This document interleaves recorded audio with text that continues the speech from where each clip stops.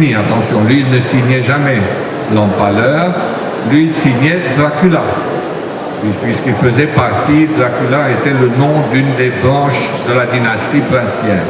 Il faut aussi rappeler que Dracula ressemble beaucoup à un mot roumain, Dracul, qui veut dire le diable. Oui, le diable, mais c'est une histoire très compliquée parce qu'en fait, il s'agissait de l'ordre du dragon, un ordre de chevalerie dont son père avait été déjà membre et qui avait comme symbole un dragon écrasé par une croix. Le dragon, c'est-à-dire un gros serpent, c'est le symbole du diable qui s'est présenté sous cette forme pour la première fois au paradis à notre ancêtre Ève pour tenter notre ancêtre Adam pour le tenter pour nous avoir comme descendance, parce que sinon on ne serait pas là. Donc cet ordre du dragon a fait que Vlad, le père de notre Vlad, décidément il n'avait pas beaucoup d'imagination dans la famille, s'appelait déjà Vlad Draco, donc ce qu'en roumain signifie vraiment le diable. Et en fait, lui, il luttait contre le diable, puisque le diable était le symbole des Turcs ottomans. Mais bon, finissons avec tous ces... Il est donc prince, élevé en quelques années déjà dans l'Empire ottoman, et il est, au départ, c'est un prince qui essaye justement de se maintenir dans une alliance avec la Hongrie chrétienne contre les Turcs ottomans. Mais ça ne marche pas, les Turcs sont trop puissants et donc il entre en conflit avec eux et il s'attire sur lui la plus grande armée ottomane depuis la conquête de Constantinople, dirigée en personne par Mahomet II, le conquérant de Constantinople, qui vient en Valachie en 1469. C'est un combat désespéré, bien sûr, mais il n'a aucune aide, au contraire, tous ses voisins se coalisent pour le faire tomber, et il est donc en plus arrêté par son beau-frère, le roi de Hongrie, et emmené en captivité. Donc très très triste. En tout cas, pendant ces 6 années de règne, il avait réussi à se faire une formidable réputation, puisqu'on lui attribuait des massacres et des destructions de toutes sortes, mais qui sont en règle générale l'œuvre de ses ennemis. Donc on dirait que c'est vraiment, il pourrait dire comme Georges Brassens, il a mauvaise réputation, très mauvaise, et cette mauvaise réputation l'a suivi toute sa vie. Oui, pour simplifier la discussion, je dirais qu'il y a d'une part une histoire réelle, c'est celle du prince Vlad l'Empaleur, prince du XVe siècle, et d'autre part, il y a 2 légendes ou 2 mythes qui ont le même point de départ, le point de départ étant l'histoire réelle de Vlad l'Empaleur, mais qui sont très très différents. 2 mythes créés au XIXe siècle, d'une part le mythe roumain, celui d'un prince justicier et défenseur du pays, donc un mythe national, un mythe patriotique, et de l'autre part le roman gothique de l'auteur irlandais, de Bram Stoker, qui met en scène un vampire. Donc voilà, c'est très intéressant pour la logique de l'imaginaire qui peut créer d'un personnage historique 2 personnages mythifiés, 2 personnages devenus en fait fictifs, qui sont très très différents l'un de l'autre. Et j'insisterai aussi, c'est intéressant de rappeler que l'histoire de Dracula se passe en Transylvanie, ce qui fait déjà une différence par rapport à Vlad l'Empaleur, qui était le prince de la Valachie. La Valachie est la partie sud de la Roumanie d'aujourd'hui, la Transylvanie est la partie ouest, qui appartenait à l'époque à la Hongrie ou à l'Autriche-Hongrie au XIXe siècle. Et c'est très intéressant de voir cette Transylvanie qui devient une sorte de pays mythique, un pays européen, mais situé quelque part à la frontière de l'Europe, un pays, je ne sais pas, couvert de forêts, un pays avec une population superstitieuse, etc. Donc il y a cette dose de mystère que l'on retrouve en Transylvanie. Et juste quelques années avant le roman de Bram Stoker, donc en 1892, je pense, Jules Verne publie son Château des Carpates. Donc voilà, ce n'est pas une coïncidence, hein, Dracula, le Château des Carpates, bien sûr c'est un imaginaire très différent chez Jules Verne, qui est un rationaliste, qui met en scène un peu une certaine histoire technologique, si je peux dire, mais toujours dans un pays que l'on considère brumeux, mystérieux, superstitieux, etc. Donc il y a le mythe de Vlad l'Empaleur, il y a le mythe de Dracula, il y a aussi un mythe de la Transylvanie. Nous vivons en plein imaginaire. Et il y a aussi, je vous coupe, en France, ce mythe du fameux château de Dracula. Je voulais vous demander plusieurs renseignements sur les crimes véridiques ou pas mis par les chroniqueurs de l'époque sur le dos de Vlad l'Empaleur.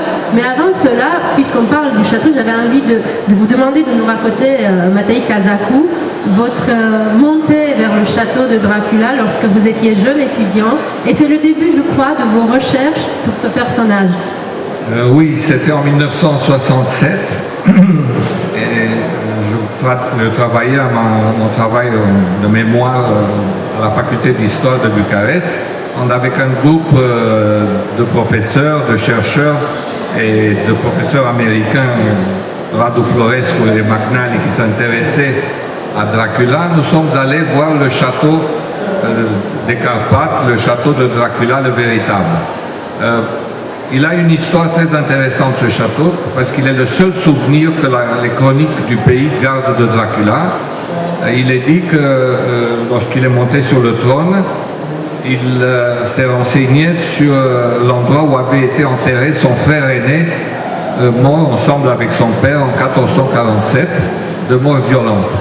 Et là, il a découvert que le pauvre jeune homme, il n'avait même pas 20 ans, avait été enterré vivant, puisqu'on l'a retrouvé sur le ventre et avec des traces horribles d'automastication.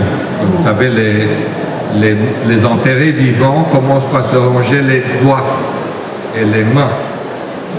Ils n'ont rien d'autre à manger. Donc, face à cette horreur, Dracula s'est décidé de punir les coupables et donc il a arrêté tous les habitants de sa capitale, qui étaient ceux qu'il avait enterrés. Et donc pour les anciens, il a décidé de les empaler. Et pour les jeunes, qui n'étaient quand même pas responsables d'une action qui s'était passée une dizaine d'années plus tôt, il les a fait travailler à construire son château avec une précision. La chronique ajoute comme ça une petite note pour ne pas croire que c'était une chose facile, donc c'était travaux forcés, on pourrait dire. Ils n'ont pas eu le droit de changer de vêtements et les vêtements qu'ils portaient étaient plus ou moins scellés sur eux. Donc, vous imaginez un peu travailler dans de telles conditions. Bon, bref, le château existe et en 1967, il était assez difficile d'accès parce que il est quand même en haut d'une montagne et il n'avait pas un accès très facile. Il y avait plusieurs sentiers et nous, un petit groupe, donc nous sommes éparpillés. Pardon. Et la première fois, au milieu de la montée, j'entends le fils du professeur Florescu qui me crie en anglais « Oncle George fell ». Oncle George est tombé. Oncle George, c'était George Florescu, un grand généalogiste, historien, qui venait avec nous, mais c'était quand même un monsieur de 73 ans, pardon, et qui s'était évidemment cassé le col du fémur. Il a fallu redescendre, le transporter, etc. Et c'est pas la seule mésaventure qui vous est arrivée lors de ce voyage. C'est la première fois. Ensuite, on a essayé une deuxième fois, et là, sans Florescu, bien sûr, il était maintenant à l'hôpital. Quand nous sommes arrivés tout en haut, tout d'un coup, le professeur McNally s'est jeté par terre et il a dit « Je ne peux plus avancer ». Mais on a dit « Bon, écoutez, reposez-vous, ça fait rien, on a encore un peu, il a dit non, je suis terrorisé, je sens que je ne peux pas. Et il n'est jamais monté. Du coup, bon, par solidarité, nous ne sommes pas montés nous non plus.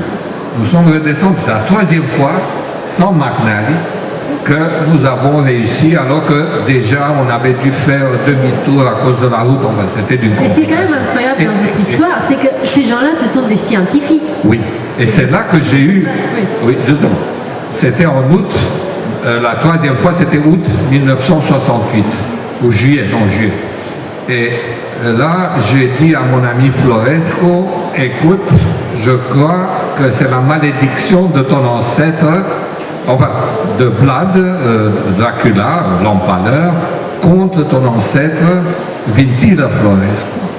Parce que exactement en 1468, 500 ans avant, le respectif, un grand boyard de Valachie, avait trahi Dracula, était passé du côté de son ennemi et frère Radu le Bel.